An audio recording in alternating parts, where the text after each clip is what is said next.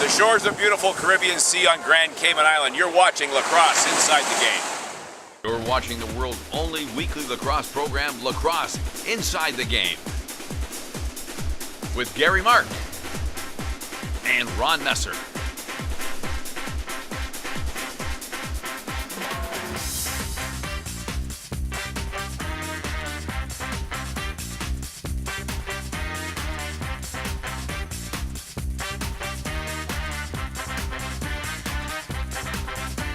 Welcome back to This Week in Lacrosse. Gary Mark along with Ron Messer. And Ron, I'm not sure who was that in the opening picture.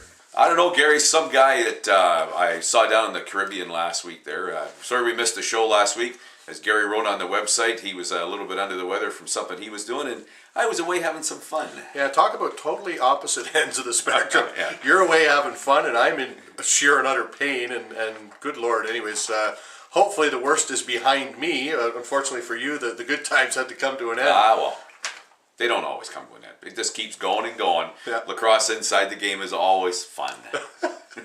Anyways, good shot there of you down in the Cayman Islands. Cayman Islands on 7 Mile Beach on the Caribbean Sea. Yeah, not a bad gig, not a bad gig. Anyways, some big news this week. This coming week, there's a Toronto Rock, their home game this week. They're touting as Kids Night. That's correct. We're going to have some great news, so check out the second part of the show when we do our Fearless Picks of this week. We got a great contest for folks out there to win some tickets to this week's game, and we'll get into that a little bit later. First off, we do want to recap last week's games, and I did notice on the site you tried to tell everybody out there that you went 5-0. Unfortunately for him, he didn't get his picks in, so he goes 0-5. Not a great week for myself either, but let's just recap the games here. Calgary goes into Washington, and I said last week and a few weeks ago, you know, until Washington kind of stumbles, I'm going to ride the hot team, and they have been the hot team. But boy, oh boy, Calgary beating the Rock at home 2 weeks ago, and then going into Washington last week, coming out with a 13-9 victory. Well, the only difference in Washington, and I'm personally aware of, is Kyle Sorensen hasn't been healthy enough to play the last 3 weeks, and concurrent with that, that's the last couple of games that Washington has lost. Right. So, you know, Kyle's a big part of that team and has been for a while. He's a terrific player, and I hope you're feeling better soon, Kyle. I know I talk to your brother almost every day at work, and he's kind of keeping me updated on your status. But once again, and we even go to a few more of the games, we're at the midpoint in the season now, and this is what makes the NLL the fun time that it is so unpredictable. Yep. We had some front-running fools at the start there in the Rock and the Stealth, but I knew that wasn't going to happen.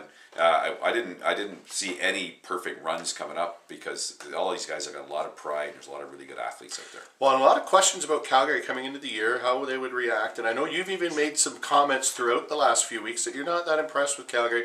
Last couple of games, 2-0 against Toronto at home, mind you, 2-0 against Toronto and Washington. They've solidified themselves as a contender again this year. Rookie head coach Dave Pym, good write-up on the NLL about him today. This team is a team to be reckoned with. You know, Josh Sanderson is a true winner no matter where he goes, and he's a big part of that team. And I know him a little bit, and you know, there's no way that guy's going to roll over and die. He's just too much of a competitor. Yeah, great game there too on Valentine's Day for those that caught it on TSN. Absolutely, I mean that was championship caliber lacrosse, and then that to me looked like a championship game. Maybe it might be going forward. Certainly a good game there. Anyways, the other another game, Boston at Orlando, and Boston comes out in overtime down against the Titans, 12-11. Double overtime, the longest game in NLL regular season history. And Boston took it to them. Orlando, once again, looked like giant killers to start the season. Boston, dropped a few early, which a lot of people were left shaking their heads, but there they are. Yeah, and they did that last year too. I mean, that again, parity in the league. Colorado absolutely spanked by Minnesota, 15-5. Yeah, Minnesota, another one, kind of rolled over at the beginning of the season. The last couple of weeks have been coming back. I was surprised to see them not be one of the front runners at the beginning of the year, and they're back. And I will say, Minnesota's been one of those teams. I was actually looking at it last week, going into last week. I don't think that I had picked them to win a game this year. So I think I picked them once. Yeah, I'm waiting for Zach Greer to start to show up. Yeah.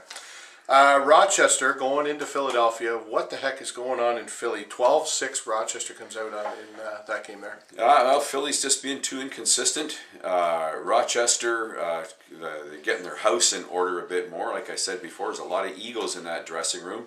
And let's hopefully hope that cooler heads prevail there and Rochester can rise to the top where they should be.